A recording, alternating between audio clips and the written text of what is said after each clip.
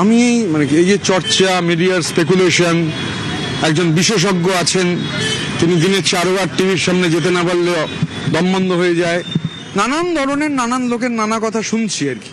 তা আমি আবারও আগে যে কথা বলেছি, আবির, এবং I live for a day.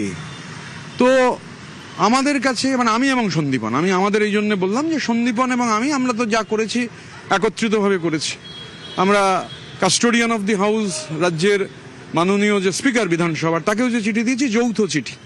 তো আমি আমার আর সন্দীপনের দায় এবং দায়িত্ব নিতে পারি। আমি অন্য স্পেকুলেশনকে ফুয়েল করবার মতো আমার কাছে কোনো উপাদান নেই, ফডার নেই। স্বাভাবিকভাবে আমি আমার আর সন্দীপনের কথা বলতে পারি, যদিও সন্দীপন এখন আমার সঙ্গে নেই, কিন্তু আমাদের দুজনের কথা আমি বলতে পারি। আপনার বডি ল্যাঙ্গুয়েজ বলছে যে আপনারা এই প্রেশারটা নিয়ে ফেলেছেন। প্রেশার রাজনীতি করি, আক্রমণ, এই যে যেমন কাল থেকে চলছে যে বেইমান। তো আমি কাল থেকে বলেছি যে লোকে আমায় বেইমান বলতে পারেন, গদ্দার বলতে পারেন, কিন্তু কোথাও আমায় চোর চোর চোর চোর চোর চোর শুনতে হচ্ছে না। এই যে আমি এখন বেরিয়েছি, আমার সঙ্গে একজন কলকাতা পুলিশের নিরাপত্তা রক্ষী আছেন, আর কেউ নেই। আমার গাড়ির যিনি চালক তিনি আছেন। এবার আমি কিন্তু আবির একথা বলিনি কোথাও, আমি নিরাপত্তা রক্ষী চাইনি, সেন্ট্রাল ফোর্স চাইনি। আমি এত বলবো খালি যে জনগণ আমাকে নিরাপত্তা দেবে, জনগণ আমাকে নিরাপত্তা দেবে, জনগণ আমাকে নিরাপত্তা দেবে, আর তারপর লিখতে হলো যে সেন্ট্রাল ফোর্স চাই।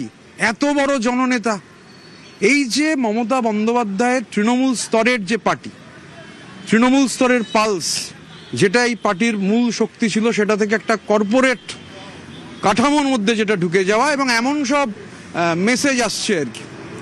আমি তো সকালবেলা একটি ফোন পেয়ে খুব অবাক হয়ে গেছি। প্রশান্ত কিশোর আমায় ফোন করেছিলেন। তো আমি প্রশান্ত কিশোরের সঙ্গে বহুদিন বাদে 2021 যখন উনি চলে যান, তারপর আর কথা হয়নি। তো তিনি আমায় জিজ্ঞাসা করছিলেন, তো আমি বললাম এই ঘটনা ঘটেছে, এবং দিল্লিরও বহু বিশিষ্ট সাংসদ থেকে শুরু করে সংবাদ মাধ্যমের বিশিষ্ট কর্মীরা, আমার বন্ধুরা, সিনিয়ররা সবাই ফোন করেছেন। তো যা হয়েছে সেটা আমরা বলেছি। আমি এবং সন্দীপন মনে করেছিলাম যে হুইসেল ব্লোয়ারের কাজ করা প্রয়োজন, কারণ যেটা হচ্ছে সেটা গণতন্ত্রের জন্য সুখকর নয়, সেটা গণতন্ত্রের জন্য একেবারেই সুখকর নয়। এবং এই যে একটা কাঠামো, ধরুন আমি কাল যে কথাটা বলেছি, আমি সেই কথায় তো স্টিক করছি, and that is the beginning. আমি যে উলুবেরিয়ার সরকারের কথা বলেছিলাম, ধরুন আমি এগুলো লিখবো, এর মধ্যেই লিখবো যে উলুবেরিয়ার সরকার, উলুবেরিয়া সরকারের মাথা হচ্ছেন পিডাব্লিউডির মন্ত্রী ছিলেন, পিএইচির মন্ত্রী ছিলেন। এবং শুধু এই যে পিডাব্লিউডির মন্ত্রী বা পিএইচির মন্ত্রী, তো ক্রাউন প্রিন্স তার পছন্দের, কি অন্য যোগ্যতা ছিল জানি না, কিন্তু আমি বলছি শুধু এই উলুবেরিয়ার সরকার, রাজ্যের প্রাক্তন পিএইচি বা পিডাব্লিউডি মন্ত্রী, তার এটা একটা গোটা নেক্সাস। রাজ্যের পিডাব্লিউডির আন্ডারে থাকা বিভিন্ন কর্পোরেশন রয়েছে, সেই বিভিন্ন কর্পোরেশনের এমডিরা, তারা হচ্ছে ক্যামাক স্ট্রিটে কতবার যেতেন, ওই সুমিত রায়ের কাছে গিয়ে কতক্ষণ বসে থাকতেন, কত বন্ড পৌঁছতো, কত টাকা পৌঁছতো, সমস্ত কিছু নিরপেক্ষ তদন্ত হওয়া দরকার। এই নেক্সাস শুধু ওই উলুবেরিয়ার সরকারে থেমে যাচ্ছে না, ওনার আন্ডারে, আমি একদম পিডাব্লিউডির আন্ডারে এরকম সংস্থা রয়েছে যে সেই আন্ডারটেকিংয়ের এমডিরা, তাদেরও ভূমিকাগুলোকে অবশ্যই স্ক্যানারের তলায় আনা দরকার। আমি এখন দেখুন, আমি তো আমার এই মুহূর্তে পার্টি মনে করেছে, আমরা সন্দীপনের ক্ষেত্রে সিদ্ধান্ত নিয়েছে, তো আমরা যা জানি, এবার আমি আর সন্দীপন আমরা তো এজেন্সি নই, আমাদের সে ক্ষমতাও নেই। আমরা আর আমার আর সন্দীপন, যে বললাম, আমরা কেন্দ্রীয় সরকারের কাছে বা রাজ্য সরকারের কাছেও নিরাপত্তা চাইনি। নিরাপত্তা আমাদের চাইতে হয়নি, নিরাপত্তা তাকে চাইতে হয়েছে যাকে জনগণ রক্ষা করবেন। তিনি নিরাপত্তা চেয়েছেন, তিনি বলতে পারবেন কেন চেয়েছেন। কিন্তু মানুষকে মানুষ বলে না মনে করা, এবং এই যে কাঠামো একটা তৃণমূল স্তরের মমতা বন্দ্যোপাধ্যায়ের লড়াইয়ের যে দল, সেই দলটাকে এইরকম ভয়ঙ্কর বিপদের মুখোমুখি করেছে, এত জনগণের সমর্থন, এত বড় জননেতা 26 দিন বেরোতে পারেননি। এখন ওই যে বললাম, আমি গদ্দার হতে পারি, আমি উলুবেরিয়া যাচ্ছি, উলুবেরিয়া আসছি, আমার কোনো পাইলট নেই, একজন নিরাপত্তা রক্ষী আমার বড় দাদার মতো তিনি সঙ্গে থাকেন, একজন, তিনি যখন থাকেন না, আরেকজন ছোট ভাইয়ের মতো তিনি থাকেন। তো কোথাও হ্যাঁ, গদ্দার কাল থেকে শুনছি, বেইমান শুনছি, কিন্তু কোথাও চোর চোর চোর চোর বলেনি, উলুবেরিয়ার রাস্তায় নামিয়ে কেউ গণপিটুনি, চোর পিটুনি দেয়নি, এগুলো হয়নি। প্রশান্ত কিশোর খুব সিম্পল, আমি মেসেজও দেখাতে পারি, উনি তারপরে ফোনই করলেন জিজ্ঞাসা করছিলাম, বললাম দীর্ঘদিন বাদে কথা হচ্ছে, তা বললেন কি হয়েছিল জিজ্ঞাসা করতে চাইলেন, তো বললেন যে গণতন্ত্রের মানে এটি শুনলেন আমার থেকে পুরো। আজকে কি বিধানসভায় যাবেন আপনি? যাবো একবার। কেন? আমি তো বিধানসভায় নিয়মিত যাই ভাই। প্রবীর, তুমি তো জানো যে বিধানসভায় আমি যবে থেকে নির্বাচিত হয়েছি আমি কলকাতায় থাকলে বিধানসভায় যাই। So this is not new, it's a normal routine. আমি কলকাতায় থাকলে বিধানসভা যাই, গতকাল যাইনি, আজকে যাব। অনেকে মনে করছে যে আপনি যদিও বলছেন যে জল্পনার উত্তর আপনি দেবেন না, কিন্তু একদম স্থির আলোচনাতে যে আপনি এবং সন্দীপত সমর্থনের চিঠি আজকেই জমা করে দেবেন। I cannot fuel speculations. আমি স্পেকুলেশন ফুয়েলও করবো না। I live for this day.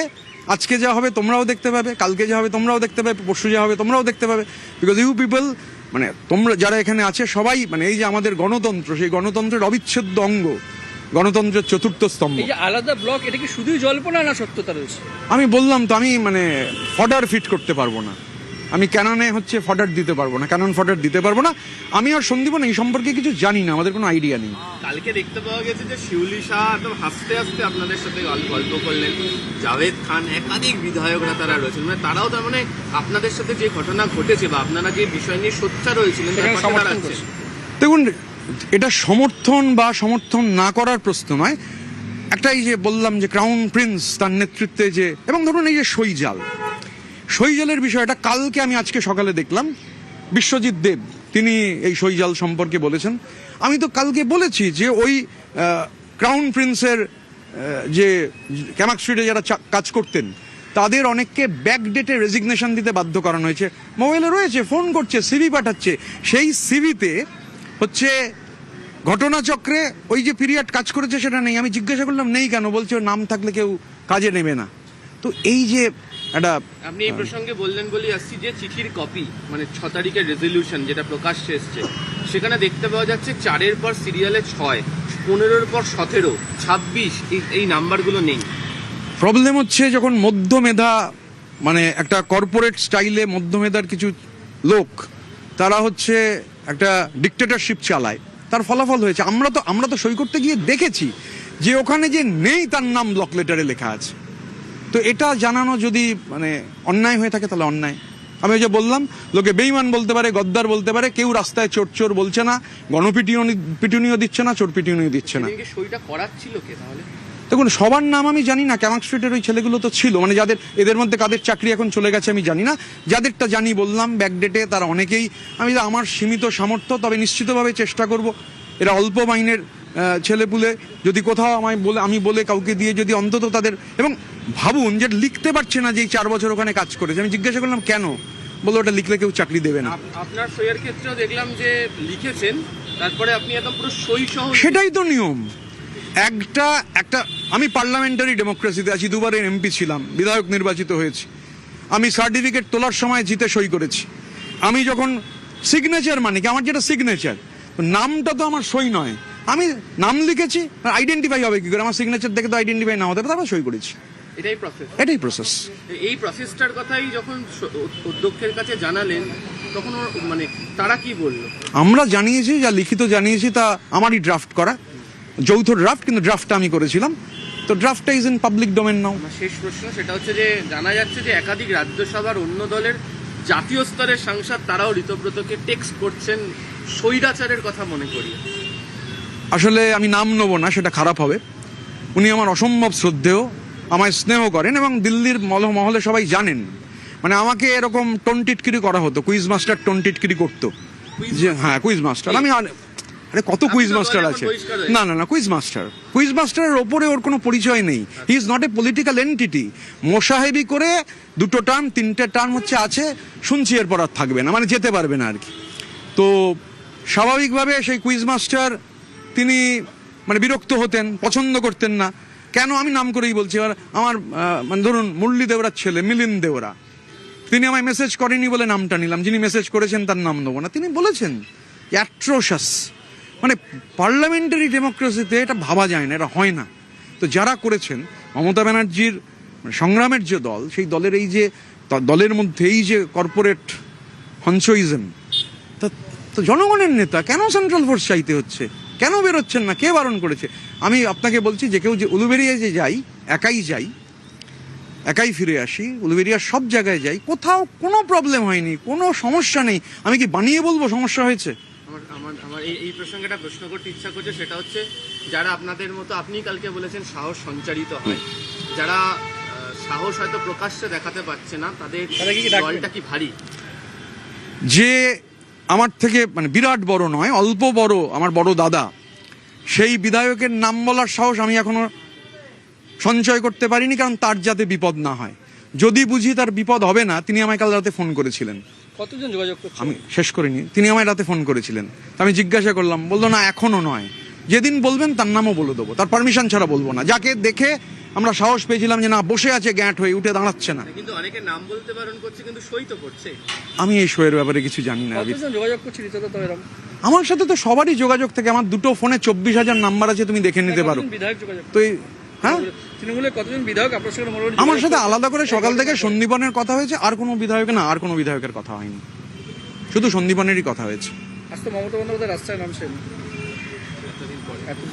না, নামাটা মানে উনি নামছেন, মানে he is a very tall leader. ওনার মানে রাজনীতিতে ওনার মতো টল লিডার ভারতবর্ষের রাজনীতিতে নেই। আমি ওনার প্রতি সবসময় শ্রদ্ধাশীল ছিলাম, আছি, থাকবো। কিন্তু সবাই বলছে গতকালের ঘটনার পর যে বাংলাতেও একটা মহারাষ্ট্র মডেল তৈরি হয়ে যাচ্ছে। আমি এই স্পেকুলেশনকে ফুয়েল করতে পারবো না। ওই যে কালকে একজন সব জানেন, সব বোঝেন, দিনে 4 বার টিভিতে মুখ না দেখালে হয় না, ভাত হজম হয় না, তিনি বলেছেন যে কলকাতার, দক্ষিণ কলকাতার একটা হোটেলে, আমি তো এখনো তাকে চ্যালেঞ্জ করছি, আমি মামলা করব, কিন্তু কথা হয়ে গেছে, তাকে প্রমাণ করতে হবে আমি দক্ষিণ কলকাতার কোনো হোটেলে মিটিং করেছি। এই স্পেকুলেশন চলতে পারে না, এই অসভ্যতা বন্ধ হওয়া দরকার। আপনি মানে অন্য বিধায়কদের সেফগার্ড দিচ্ছেন দেখা যাচ্ছে, তারা যাতে বিপদে না পড়ে। আমি তোমারও স্পেকুলেশনকে আমি ফুয়েল করবো না। अच्छा एक लाइन हिंदी थी, बोले पार्टी आपको आप लोगों को एक्सपेल किया, आपका नेक्स्ट स्टेप क्या होगा? कल स्टेप क्या होगा कल दिखा जाएगा। आज अभी फिलहाल असेंबली जाएंगे, कुछ काम है करेंगे, फिर शायद ऑफिस जाएंगे, ये है आज का प्लान।